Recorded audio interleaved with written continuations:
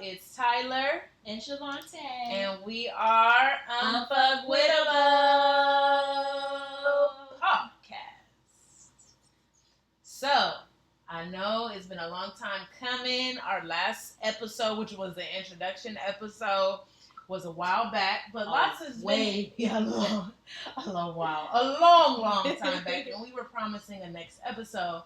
But as y'all know, when the next episode was ready to drop, which we had prepared for y'all, lots of things were happening around that time simultaneously. So, as you may be aware, as you should be aware, Black Lives Matter movement really kind of reinvigorated with the deaths of George Floyd and Breonna Taylor and numerous other people, not just those two within that time frame also.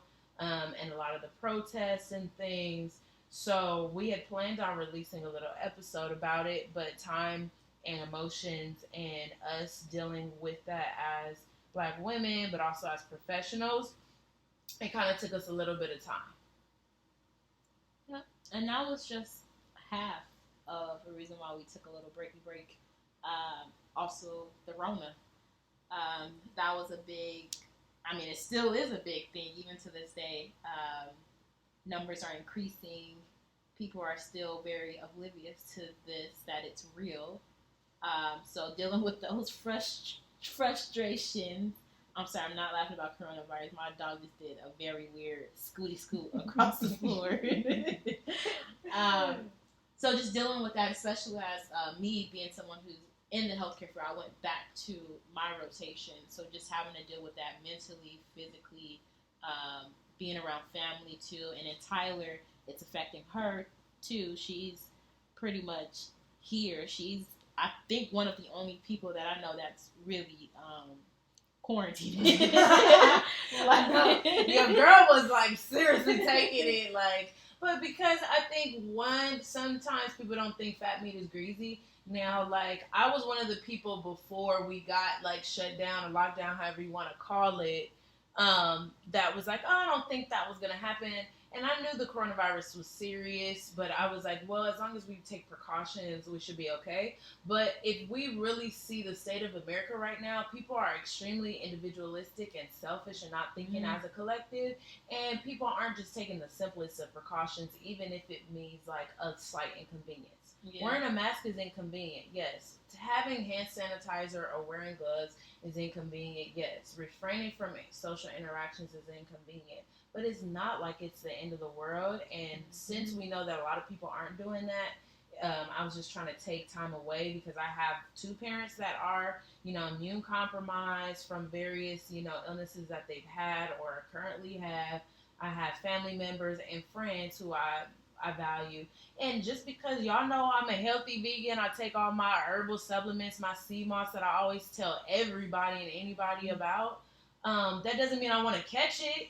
That's the thing that I think a lot of people are missing is that just because the survival rates are very high, and I tell my parents this all the time because they're very paranoid, so I try to tell them, well, even though there are a lot of deaths, there are high survival rates.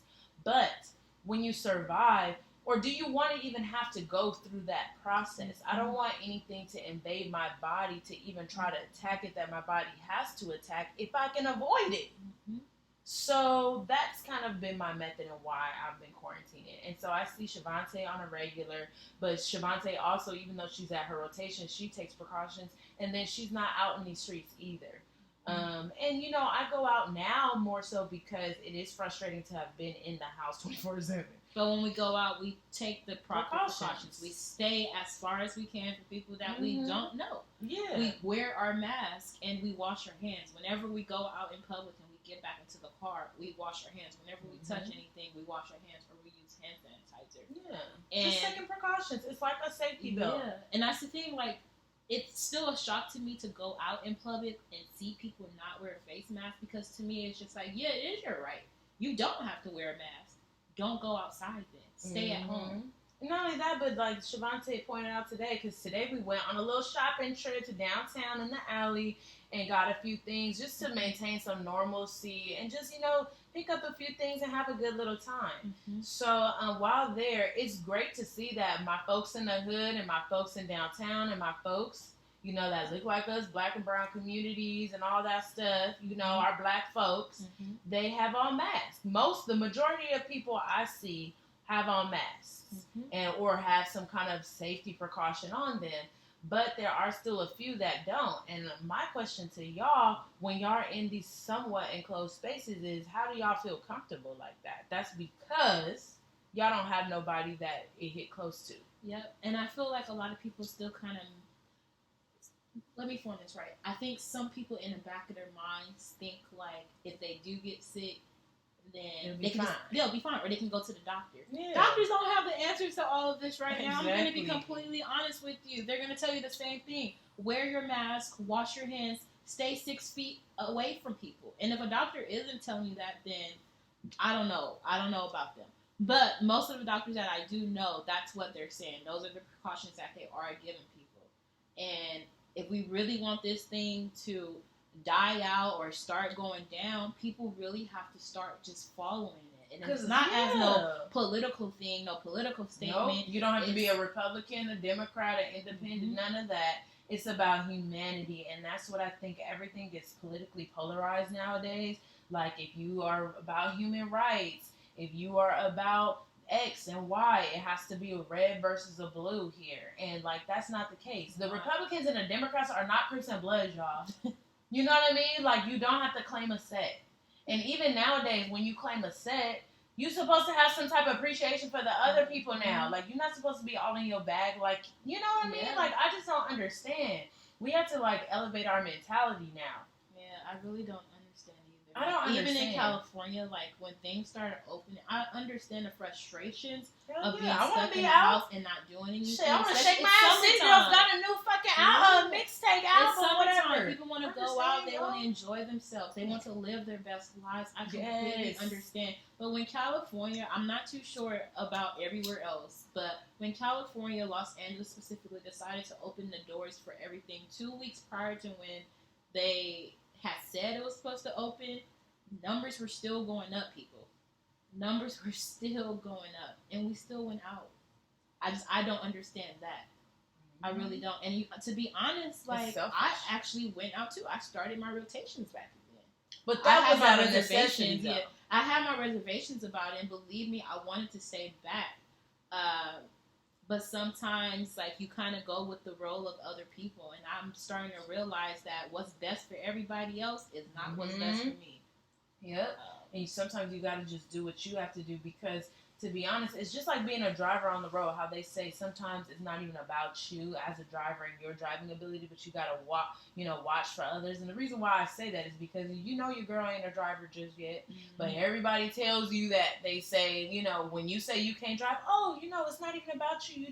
The hardest part of driving is about other people. That is exactly the point here. So, I mean, it's not about, like, don't do shit anymore because, to be honest, it is July, almost August. We've been in quarantine. For me, personally, I've been quarantined since March 13th. So, I understand that, like, sometimes you just don't want to be in the house. So, that's fine. When you go outside, just make sure you do the right things. You know what I mean? And that's cool. Because our people are not getting care. They're not. And the thing is, I think... it's hitting the black community the hardest because of the lack of care. Because we didn't have it at first. Yeah, think about it. It was a joke. It's not in the higher communities or the communities where it's not full of minorities or majorities. It's not full. It's not in those areas anymore. It's starting to come more inner city. Towards where people of lower socioeconomic areas live, And why do you think that is, guys? Like, let's just be completely honest. We didn't travel. No. Nobody was traveling to Wuhan or none of that stuff. It all started in more wealthy areas, right? More wealthy folks were getting it. And also, they were getting the test. So that's who was able to confirm that they were getting this because they had first access to the test. So now, though, we see that those are the people who have proper health care, right? So you see a lot of recoveries in those spaces. A lot of these people who are wealthy that got it recovered. We didn't see a lot of deaths from them until we started seeing it go into more normal, urban, more populated, you know, these communities like New York City and LA are hubs of travel, international travel. So obviously, but now we go to Texas, we go to Florida, we go to all these other places too, because people are just out and about and gathering normally. And I get it. I want to gather normal too. Sometimes, like today, we were downtown in the alley. I was shopping for shoes, and if you know me, you know I love me some shoes. And I was getting overheated, and I wanted to take my damn mask off. But guess what? Did I take it off? No, because it's just not even about me catching it. What if I have some kind of strand, or I don't even know how it's transferred? Because guess what, y'all? We don't have that much information about this. So what the scientists and what doctors are saying are what we kind of observed, but we don't know these things for a fact. This is because when we talk about like a correlative versus a causative, or how, I don't know the word, causation versus correlation. So I'm trying to say it with the VE for inactive. But correlation versus causation, we're not really in the causation stage right now because we haven't made all of the connections yet. We don't know a lot of the causes. It's really sloppy. I feel like the work of the public health system and the CDC, like it's been trash. It's been very sloppy, and maybe not in particular the CDC because they're trying. They put out actually but a Trump lot is of useful information. Yeah, so I didn't want to even just touch on this because it's a headache to even start with. But Trump is Trump is chumping right now. Yeah, he's trumping right now, and he could have took so much more action. He still can take so much more action to help tackle this virus. Like people out in China right now, I heard are in Disney World. Disneyland, Disney World, whatever, Shanghai, living their best life, having their time.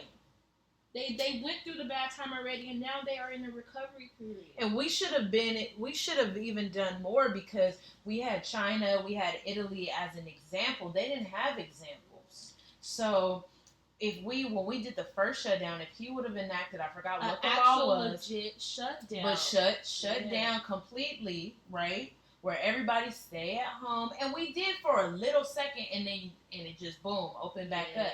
It's like, no, you shut down so that within that shutdown there's a purpose. Not just shut down and then open it back up because we have short attention spans like guppies. No, and that mess is real because even now, like I feel like even trying to implement a shutdown is going to be fucking bonkers. It's going to be crazy. Nobody now, do it. I don't know if y'all know, but the streets are like popping. Crazy. It's basically crazy. Normal again. Yeah, and I feel like there's like a lot of people out here going crazy. Mm-hmm. Like people are killing people because they're not wearing a mask in public. Because I think people are going stir crazy too, and people like some people who are already like a little bit off their rocker think that this is the time because there's just so much going on. And they feel like like you're exactly right. Mm-hmm. This is the time. They just need one thing. Say one thing to them to set them off. Remember those folks that be on the side of the road and stuff with the signs and all of that be like, this is the end of the world, and everybody make fun of them. Well, shoot, when we got coronavirus, we just had, luckily I think that died out, but remember they were saying like the killer hornets was coming. And then, like, all this stuff, all these people are dying, and like, we just got a lot going on right now. Black Lives Matter stuff is going on, turning to that, too. Yeah. And, like, seeing these companies with these statements of support, we need to see more than statements of support, right? So we want to see the dollars, and we see some people moving dollars to companies, right, that have already been established or are, establishing themselves. So we just want to see when that shit's gonna actually come about. Mm-hmm. But I mean, obviously the progress is gonna be somewhat slow, but we have to make sure that it's not, so that's something that's been on our minds too, is trying to balance all of it. And I think mental health is a huge thing right now too, because we got normal day shit, like we have normal lives, and I completely appreciate that too for folks. Like, if you got home life, maybe you like issues, you may not want to be home 24/7. Mm-hmm. You have domestic violence issues, you may not get along with certain folks in your house, and you got to be there.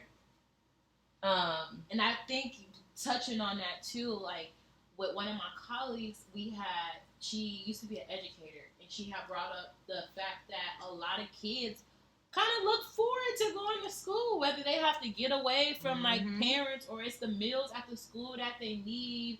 And she made a really valid point, and like, to me, I was just like, no, kids should not go back to school. But there's like 1/3 of students who didn't enroll in, I believe, LAUSD.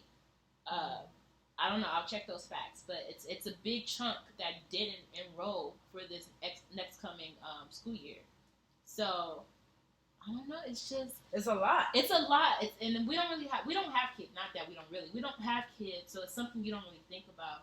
But when you do really think about it, it's like, damn, like, it just starts to change your views on certain things and what you thought was right. And I think that touches back onto like even the protests. Yeah. We had even did a podcast episode on the protest, but we didn't feel like it was right to release it because over time you get more information, you educate yourself, your point of view changes. Yeah, and I think one of the things that I was grappling with too is I understand when it comes to protests the Black community in terms of the different perspectives in the Black community. So my initial thought, and I'll share that because I'm fine with it because I think I did a Facebook post on it, so it was cool, and I think I did some Instagram posts on it. But my initial thought when the protests happened was, go ahead, burn that shit down. It wasn't for us anyway. If we don't have any ownership interest in it, maybe when we want to rebuild it, Black people, you can give the loans that you're supposed to be giving to Black people in these communities, the loans to build these businesses. Because to be honest, like, there are a lot of other groups of folks who get a lot more loans, get a lot more support within their own communities, but also by loan out companies and things like that, where they're able to get loans or they're able to have access to more capital within their communities. And that's not the case for a lot of Black folks who are interested in starting businesses and wanting support it's either their own community or from a loan company or a bank or whatever the case may be. So it's time to right that wrong. Now, I agree with that still to this day, but at the same time, I was one of the people who were like, don't go out to protests right now, too, because it could be a conspiracy in terms of this coronavirus thing. You know what I mean? But they're saying that there is no correlation between the protests and a lot of coronavirus happenings right now. So yeah, that could be it too. But also, I'm not sure about that either. Because that doesn't make intuitive sense as long as people were wearing masks, social distancing, or whatever. But that's a blessing because I want those people to still be alive. You know, because you were trying to be on the right side of history. But so I feel like it could have been, even though it wasn't probably planned or anything like that, it's something that just so happened, and for the medical world or the scientific world, it was kind of like an unplanned experiment for them if you really think about it. Yeah, to see whether or not we can recongregate and people feel comfortable, because to be honest, the conversation before this was that most people, even Black people included, when they were reopening, people are like, oh, hell no, I'm not going outside. I'm staying inside my house. But those kinds of things kind of help people feel more comfortable being back outside, being back, around people with the mask on, with, coverings on, to see whether or not we're okay with it. And so now, I'm not saying that, like, that was a bad or a good thing at this point, because we're here now, right? So there's no point in putting a value on it, whether or not it's good or bad. So now we're at the point where things are reopening, and then now, to be honest, in LA, reclosing again, right? So we have to just analyze what are the steps within our power that we can take, because clearly we have no leadership, to be honest, everywhere around, whoever you want to say, blue, red, Democrat, Republican, whatever you are, you have to admit that nobody has all of the answers, because this is a first time occurrence. So you kind of got to give grace to everybody, pretty much, even a Trump on this thing a little bit, because this is unprecedented, So, I mean, if I was him, I wouldn't take a lot of these steps, but also I have to realize and recognize that I'm not in his position. I'm not in none of these people's position. So I don't know what the hell's going on, and I don't have all the access or to the information. Nobody here does, right? Mm-hmm. So what is within our power it circles right back to what we've been saying, So like we gotta just take care of our own, and that is a connection to even with this Black Lives Matter stuff. To be honest, is because it's great to get support. It's great to have allies, but also like we gotta just be a solid ass team. You know, we gotta be. What do we want? Number one. Then how are we gonna get it within what our frameworks are right now? We don't have to rebuild new shit. Yes, that's great. But within what we got right now, how can we change the mode? How can we change the method to get what we want? It just they all are intrinsically tied. It's 2020 clear vision year. Right? To be honest. Mm-hmm. But yeah, as y'all know, these are the things that we've been kind of grappling with. And this is one of the reasons, or two of the reasons, or three, I don't even know, for the hiatus that we had. But we saw each other a lot during this time. We talked a lot, vented a lot, cried a lot, had frustrations. I think now we're finally kind of seeing a little bit over the hill. Mm-hmm. And we hope, or we are going to be more consistent with the podcast. I know. But I mean, you just have to understand, it's a lot. It's been a lot that's been going on. It's just a lot. It's a lot for people to take in. It's a lot for us to take in. It's a lot to take in. Yeah. And also, I mean, I know I can be a little bit more, scheduled. I guess when we schedule time a little bit more, then, we can do that. Because if you know Shavante and I, you know that, yes, we are goal-oriented people and we get shit done on our regular basis, but we also are go-with-the-flow type people. So these conversations we have 24/7 with ourselves, with each other, but also with, the people in our lives. We have close friends that we talk about these things, close family. So, we have these conversations constantly, consistently, and Shavante and I always talk about it, and we're like, oh, we could add this to the podcast. How many conversations we had that were so good for the podcast? Come walking through the door to Tyler's place, and we already start having a conversation. Yes. And I'm just like, why don't we should record this? Yeah. But it's just, I don't know. I feel like sometimes we just naturally just be vibing, you know? We don't want to pull out the mics all the time. Shit, and low-key we be lazy too, you know? We be like, shoot, let's just talk. But we're gonna make more of an effort, because we do know that we have a voice that I think is not definitely just different but needed. Yeah, because I mean, y'all already know our background, so we don't have to really reiterate. But I think we add a piece of the conversation that is often had, but is often not displayed. You know what I mean? So, yeah. So let's get into this thing. This is just us welcoming ourselves back, letting you guys know where we've been for the past couple of months, and hopefully where we're headed. Peace. Kitchen grease. Hey. Bye-bye.